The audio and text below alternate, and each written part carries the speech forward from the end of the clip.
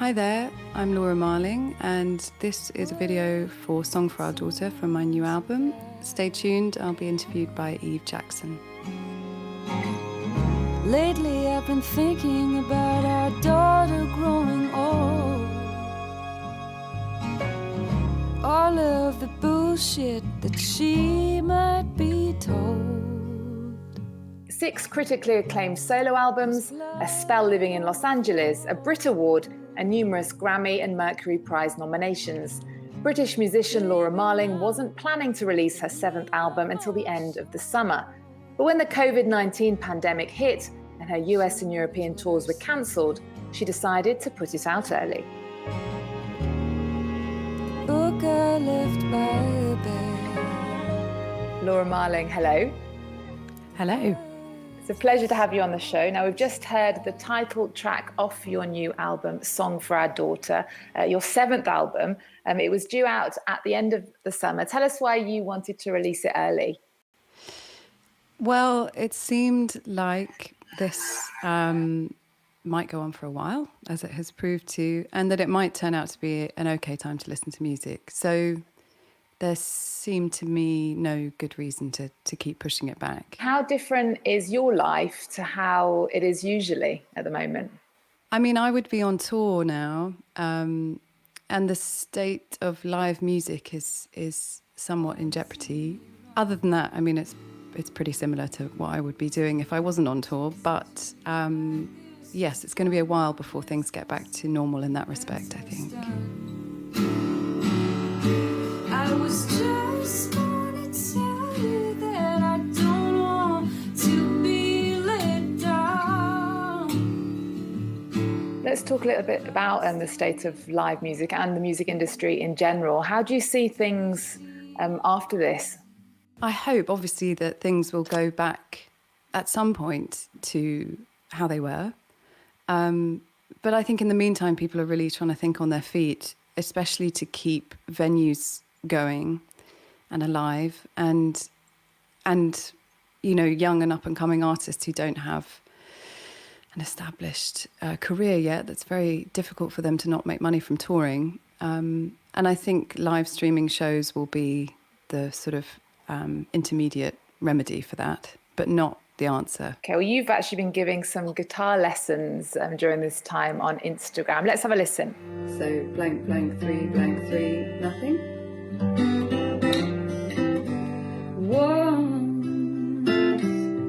Once is enough to make you think twice about laying Up to the 7th, very classic chord sequence. Your little love out on the line.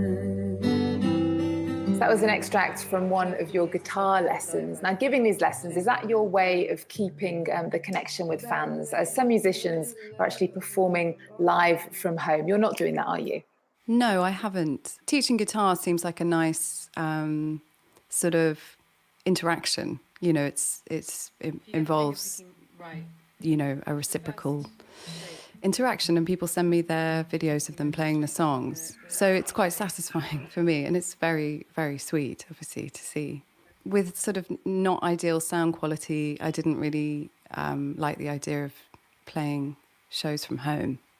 It's not really, I just didn't think it was the right thing to do. As you said, you were supposed to be on tour at this time. You are performing a live solo concert from Union Chapel in London on the 6th of June for fans from the UK and Europe. Tell us a little bit about that. It's our way of trying to figure out a way out of the situation that we're in, obviously. And Union Chapel is a venue that I love. It's quite close to where I live in London. And we just thought it might be a nice way to offer people a kind of live experience, and for me, obviously, to play the songs that I intended to play on the tour that I had booked, which was obviously cancelled. We're doing 2 shows, one for Europe at 8 o'clock and one for America, or North America, at midnight. So I'll be working quite hard that night. Okay, well, let's talk a little bit about the new album. Tell us about the title, and who's this daughter that you're writing for? So the title is Song for Our Daughter. I don't have a daughter. It's figurative. And it's a concept somewhat borrowed from Maya Angelou's book, Letters to My Daughter, a kind of compilation of life experiences that she had that contributed to how she conducted herself in the world. My album's not really a concept album in that way, but the idea of that song, which is I guess the title track of the album, was kind of a message to a younger version of myself rather than a daughter, about some of the experiences yet to happen. Do you feel like you didn't get enough sort of advice and support as a young girl, as a young woman, growing up in the music industry? I think I did, yeah. I think I did relative to the time, you know.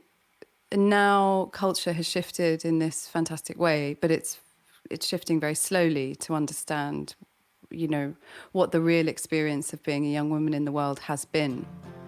And so I don't think I lacked anything, but reading it, you know, contrapuntally, I guess, you start to notice some of the things that were a bit off, maybe.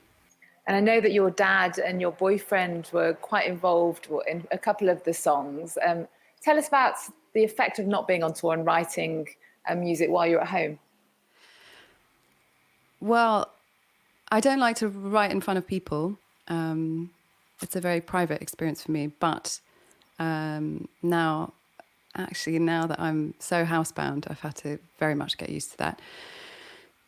And I think when I'm on the road, I sort of steal 15 minutes of time to myself in a private space that's very hard to come by. And when you're at home, you know, you have a bit more of that time. So it becomes a bit more about looking outward and being a part of London, you know, day to day, being a part of a very energetic city.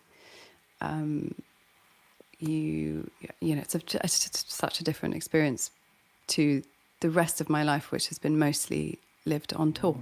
You've picked up some tricks that you learned on your way. For fear you'd be lonely if you never changed. Oh my, you lost your faith. You've described Fortune as one of the better songs you've ever written, and from a songwriting perspective. Why? It's quite an arrogant thing to say.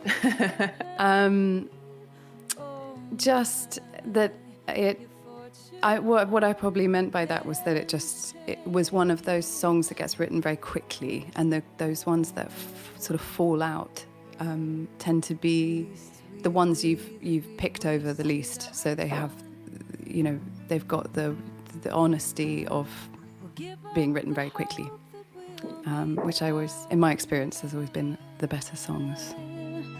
Better off measured in coffee and wine. And this lockdown has given many of us time to sort of reflect on where we are in our lives. You turned 30 this year. You released your first record when you were like a teenager. You've been in the public eye and touring for all of your adult life. I wonder, during this time, how are you feeling about where you are in your life? I don't know. I mean, I'm only a couple of months into 30. I like getting older. I like the closer I get to my 40s, I think the closer I feel to myself, I guess. I think that's probably quite a common experience. And I have, I guess, the slightly unique experience of having 7 very clear chapters of my life consecrated into albums. So I have this sort of weird sisterly relationship to younger versions of myself. And I wanted to ask you, this time in lockdown has given us all lots of time to listen to and explore music. Could you tell us 3 songs that you've got on your playlist at the moment? Probably a Big Thief song, maybe Shark Smile. And she said, oh, baby, take me. And I said, oh, baby, take me too. You came over. And and Roberta Flack. I've been listening to First Take a lot, the album, which starts with Compared to What? Preachers filling us with pride, telling what he thinks is right. Paul Simon's Still Crazy I've been listening to because I've been trying to figure it out on the guitar. And we talked about some old times, and we drank ourselves some beers. Still crazy after all these years.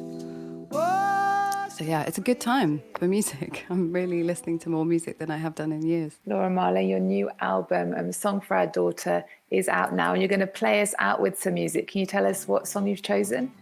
I'm going to play Strange Girl. Get all your records out and throw them all away. No one left to listen to and much less to say. But you're working hard and getting on, still not getting paid. Stay low, keep brave.